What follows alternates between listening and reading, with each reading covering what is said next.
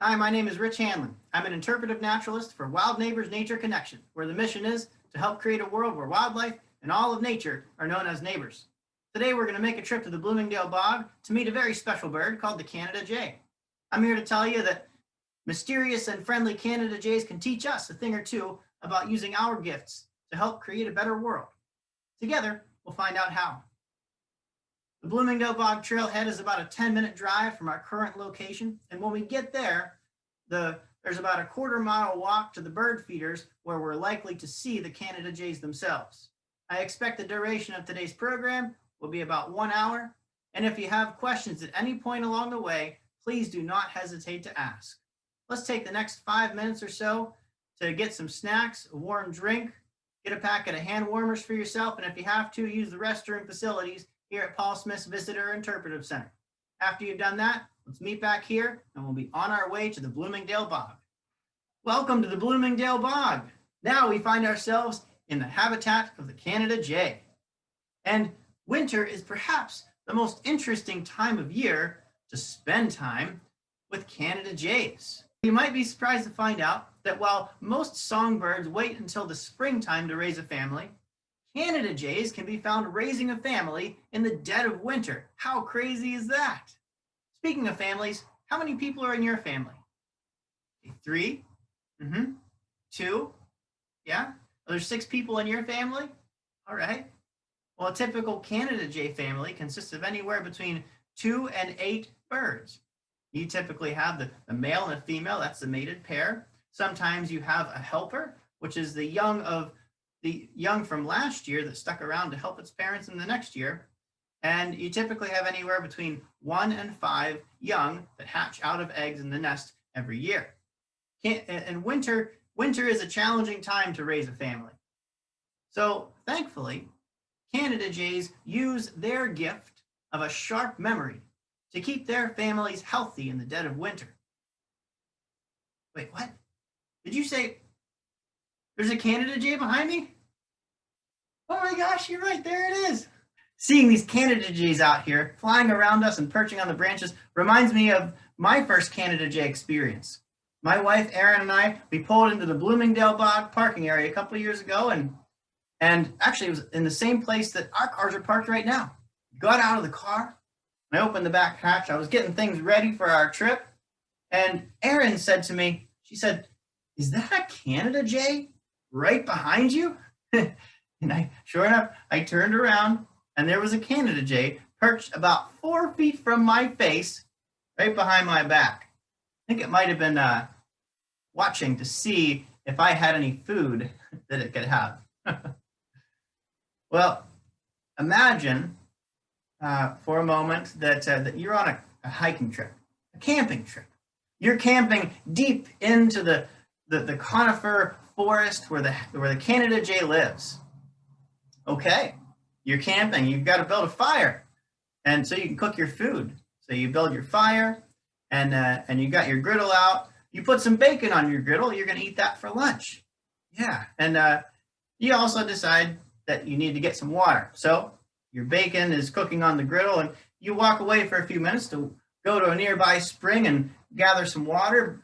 And when you come back with the water, you notice that all of your bacon is gone. Somebody stole it.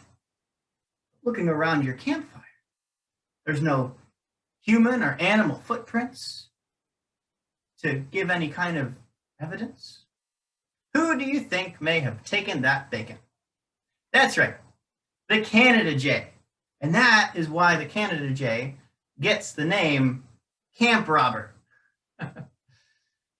Now, Canada Jays are willing to steal food, but they're also happy to take food as a gift. How would you like to feed a Canada Jay today? You see there's a couple flying around us. I have some peanuts in my pocket, and word to the parents, if you'd like to maybe snap a picture of your child feeding a Canada Jay, now's the time to get your camera out and get ready for that shot. So I have a little cup with peanuts in it. I'm gonna pass this around. So go ahead and take a peanut out of here, and what I want to invite you to do next is just hold the peanut on your open palm like this. And let's see if any Canada Jays are willing to come down and receive your gift of a peanut today.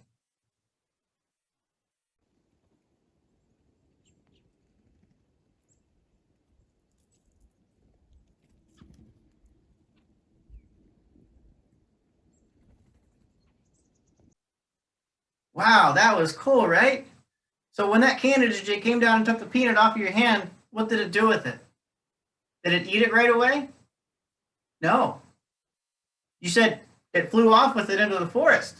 Yeah. So you might not be surprised to find out that Canada Jays, like some other wildlife, you know how squirrels will take acorns and such and bury them in the ground and save them for later.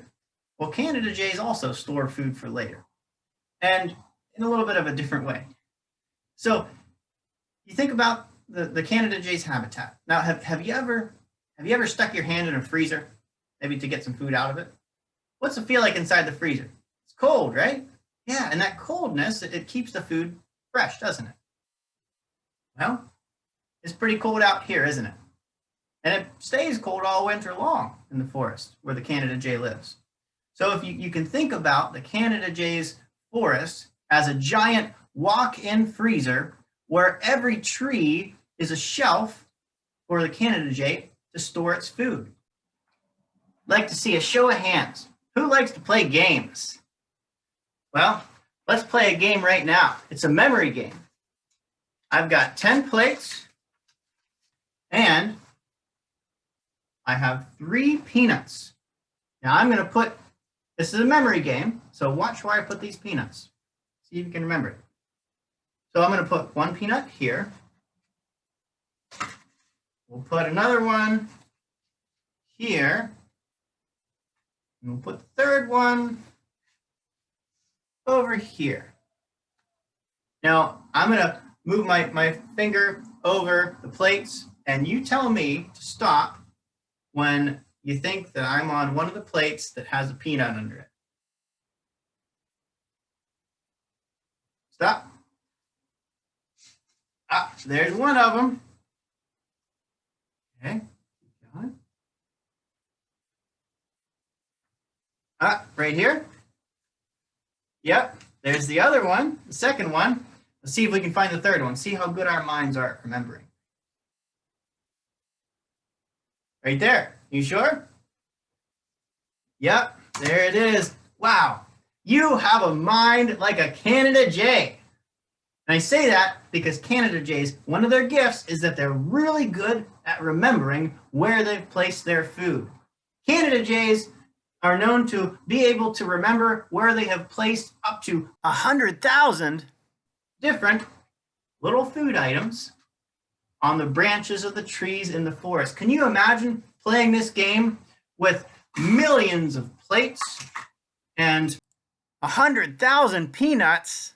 Well, a Canada Jay would do pretty good with that game. And so the Canada Jays put their food in a lot of little places throughout the forest. Now, if the Canada Jays, they share these forests with animals like red squirrels and ravens. Do you think that if a red squirrel or a raven finds one of the spots where the Canada Jay stores its food, do you think they'll take it? Yeah, you're right, they would. Now, do you think that it's likely that a red squirrel or a raven would be able to find all 100,000 of Canada Jay's food stores? No, you're right, probably not. And so it pays for Canada Jays to store their food in lots of little places rather than one big place. It ensures that if some of their food gets stolen, it's probably not all going to get stolen. That's how Canada Jays use their gift of a sharp memory to keep their families healthy in the dead of winter. Now, thinking about families, I want to invite you to extend your fingertips like this. Imagine invisible strings connecting you with the Canada Jays in the forest, all the other wildlife, the trees, and the people around you. Together, we are one great big family of living beings.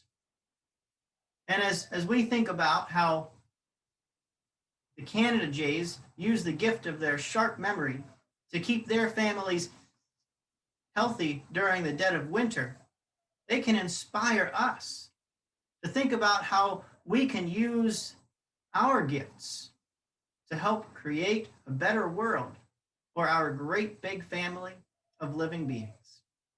You can put your hands down now. Now you know how Canada jays use their gift of a sharp memory to keep their families healthy in the dead of winter, and that these mysterious and friendly Canada jays can teach us a thing or two about using our gifts to help create a better world. If you're interested in experiencing more of the super cool wildlife that calls Bloomingdale Bog home, please consider providing your name and contact information on the paper attached to this clipboard, and you'll receive information about future events at this site. I'll stick around to answer any additional questions you might have about Canada jays and the forest they call home.